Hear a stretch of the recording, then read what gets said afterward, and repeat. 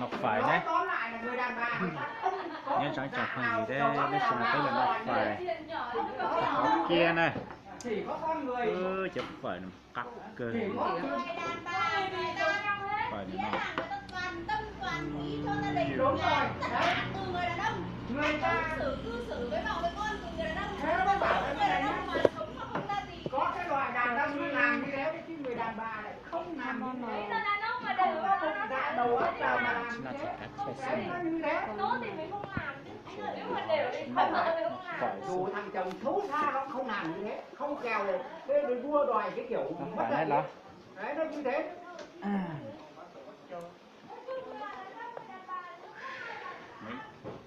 Đấy Kia chỉ mặc vải để nó xinh này. đàn ông cũng có người ta không làm như thế. Ấy nó có mẹ không?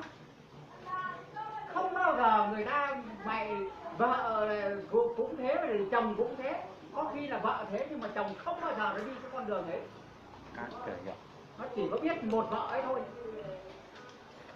Đấy nó như thế chứ không phải là ai cũng làm được cái việc ấy đâu mà rồi. Đấy. Cái việc ấy không nói là cái này bảo ông anh làm được, con làm được. Không phải đấy. Ai là người làm được mới là ấy. Chứ ngắn người không làm được. Người ta không thể làm thế được. Đấy. Dù chồng mình có mất dạy bao nhiêu họ không làm như thế được.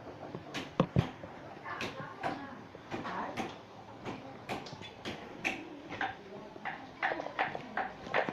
Cái trên đời này nói đó mà giờ tất nhiên là người đàn bà cũng có người rất mất dạy, mà người đàn ông cũng có người rất mất dạy. Chứ không phải là Chứ con là một cắt cơ còn. vợ như thế là chồng cũng thế. Còn đó là cái mo to. Vợ như thế là chồng cũng bắt chước như thế, không phải như thế đâu. Nhiều người ta không làm như thế đâu. Chỉ là nó tài được khỏe.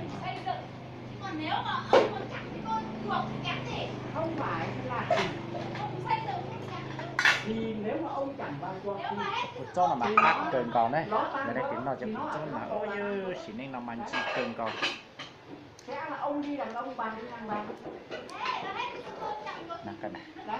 Nhưng mà đây á, người đàn ông nào như thế, người đàn bà người ta không bao giờ như thế.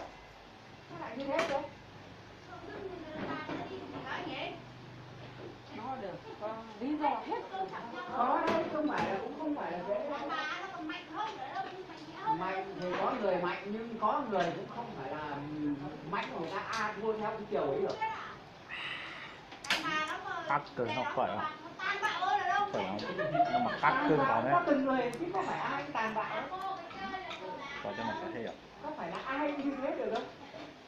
Tóm lại là không phải nói. Phải là mà cắt cơn đấy là. Con cái cũng không hỏng đâu, nhưng mà đàn bà nó đi là thứ hỏng hết không từ nhỉ. Có phải là trả tiền chứ hay không?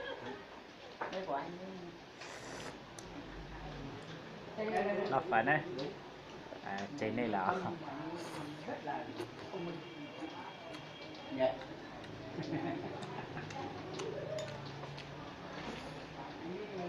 Rất hiểu đời.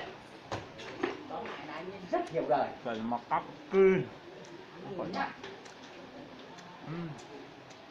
nó mà cắt cơn còn lại các bạn.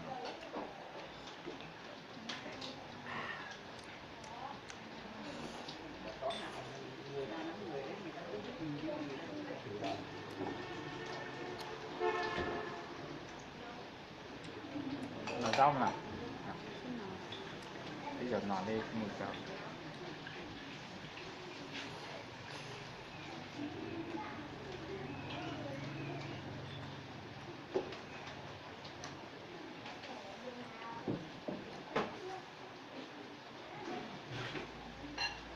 Người nói là nó dùng vô thức.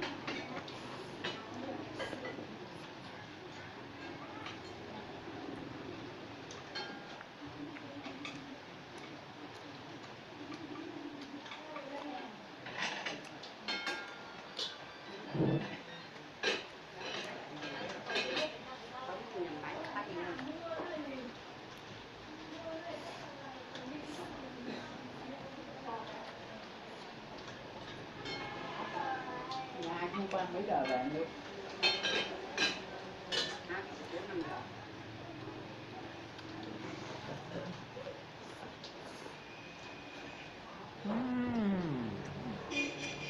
vậy mà cắt cơ hay là chắc chắn rồi đọc cái thao nó không được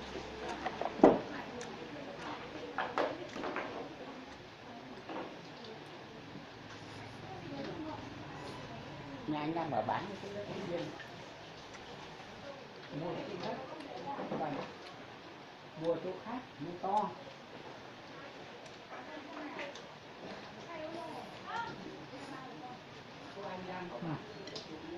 có cơ có cơ cái con ra mà lấy nóc thì xấu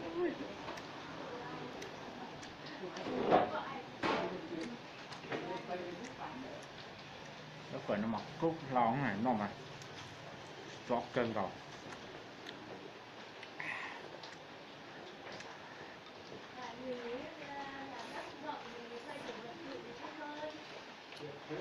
hai cái là có vườn trồng cây trồng cây vườn trồng cây trồng rau trồng hoa như thế